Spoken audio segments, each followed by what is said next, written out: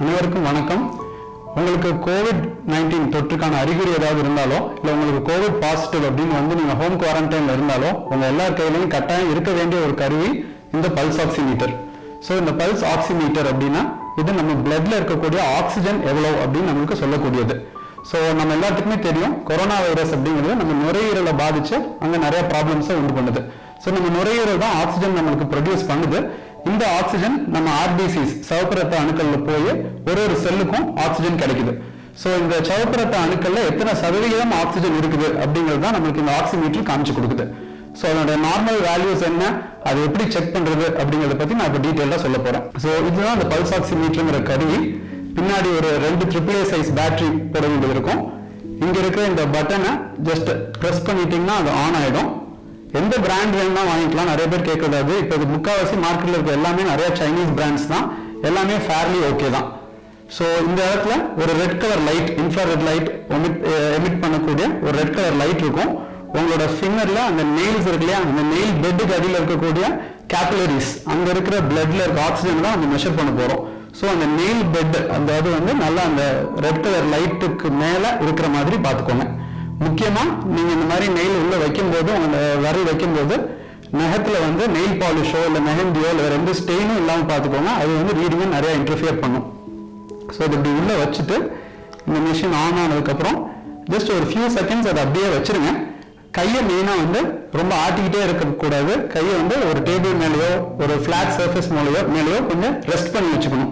இது ரொம்ப ஆடிக்கிட்டே இருந்ததுன்னா இது நிறைய மோஷன் ஆர்டிஃபேக்ட்ஸ் வரும். அப்போ நமக்கு ரீடிங் கரெக்டாக வராது. ஸோ இது இப்படி வச்சுட்டு யூஸ்வலாக கொஞ்சம் ஒரு 10 to 15 செகண்ட்ஸ் ஆகும் நமக்கு எக்ஸாக்ட் ரீடிங் என்ன அப்படின்னு ஒரு ஸ்டெபிலைஸ் ஆகிறதுக்கு. ஸோ அது வர அப்படியே மானிட்டர் பண்ணிட்டே இருங்க.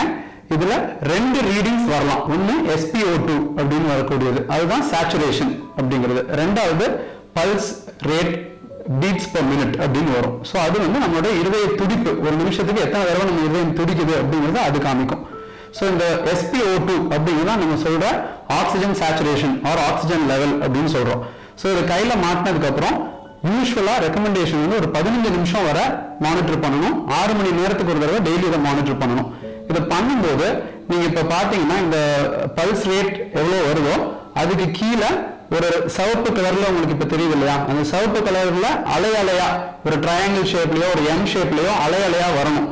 அந்த அலை வந்துச்சு அப்படின்னா தான் ரீடிங் கரெக்டா போயிட்டு இருக்குது அப்படின்னு அர்த்தம். அது மாதிரி இல்லாம ஒரு பிளாட் லைன், இப்போ உதாரணத்துக்கு என் வரல நான் பாதி வெளியே எடுத்துடுறேன்.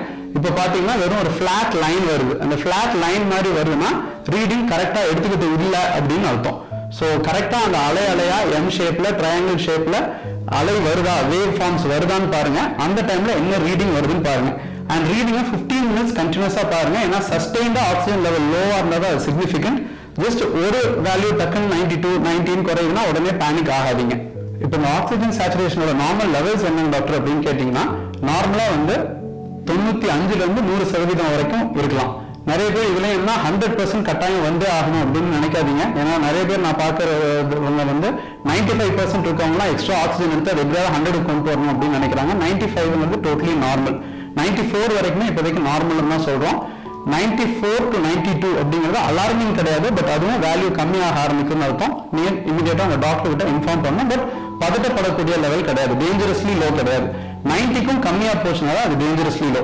ஸோ 92 to 94 அந்த மாதிரி லெவல் உங்களுக்கு இருக்குது அப்படின்னா நீங்க ஜஸ்ட் டெம்பரரியா நீங்க ஒன்று என்ன பண்ணலாம்னா ப்ரோன் பொசிஷன்ல படுத்துக்கலாம். அதாவது உங்க ஃபேஸ் டவுனா குப்புற படுத்துக்கலாம். குப்புற படுக்கும் போது வந்து ஆக்சுவல் லங்ஸ் நல்லாவே விரிவடைவு, லங்ஸுக்கு வென்டிலேஷன் நிறைய போகுது. அதனால ஆக்சிஜன் லெவல் ஆட்டோமேட்டிக்கா இம்ப்ரூவ் ஆகும். ஸோ அதனால டெஃபினட்டா உங்களுக்கு ஒரு மைல்டு ஹைபாக்சியா 94, 93 அந்த மாதிரி ஆக்சிஜன் போக ஆரம்பிக்குதுன்னா வீட்டில இருந்தே நீங்க சிகிச்சை எடுத்துக்கலாம் இப்போ இருக்கிற ஆக்சிஜன் தட்டுப்பாட்டுல.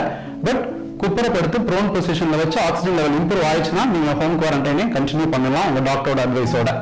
அடுத்தது அந்த ஹார்ட் ரேட்டோட நார்மல் வேல்யூ அப்படிங்கிறது 60 இருந்து 90க்குள்ள இருக்கலாம். இது ஒருத்தவங்களுக்கும் ஒரு வயசுக்கு ஏற்ற மாதிரி மாறும். குழந்தைங்களுக்கு பொறுத்தவரை இதே ஃபிங்கர் பல்ஸ் ஆக்சிமீட்டர் யூஸ் பண்ணலாமா அப்படின்னு கேட்டா யூஸ் பண்ணலாம். பட் சம்டைம்ஸ் ரீடிங்ஸ் அக்யூரேட்டா வராது. ஏன்னா குழந்தைங்க கையை காலை அசைச்சுக்கிட்டே இருப்பாங்க. அண்ட் விரல்கள் வந்து குழந்தையோட ஒரு குட்டி விரல் வந்து சம்டைம்ஸ் இந்த கருவிக்குள்ள போகாது. ஸோ அந்த மாதிரி டைம்ஸ்ல நீங்க என்ன ட்ரை பண்ணலாம்னா, ஒன்று குழந்தை படுத்துக்கிட்டு இருக்கும்போது தூங்கிட்டு இருக்கும்போது கூட நீங்க ஆக்சிஜன் சேச்சுரேஷன் செக் பண்ணலாம். அண்ட் பெருவரல்கள் எஸ்பெஷலா காலோட பெருவரல் கூட யூஸ் பண்ணலாம்.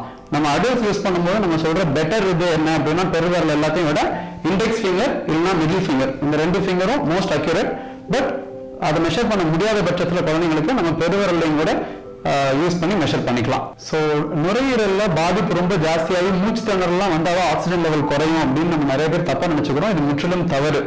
கோவிடை பொறுத்தவரை அது எஸ்பெஷலா யங்ஸ்டர்ஸுக்கு ஹாப்பி ஹைபாக்சியா அப்படிங்கிறது வந்து நிறைய பார்க்குறோம். அப்படின்னா அவங்களுக்கு மூச்சு திணறல எதுவும் இருக்காது, ஆனாலும் ஆக்சிஜன் லெவல் பார்த்தீங்கன்னா 90க்கு கம்மியாக கூட ஆக வாய்ப்பு இருக்குது. அதனால தான் இந்த பல்சாக்சிமீட்டர் ரொம்ப இம்பார்ட்டன்ட்.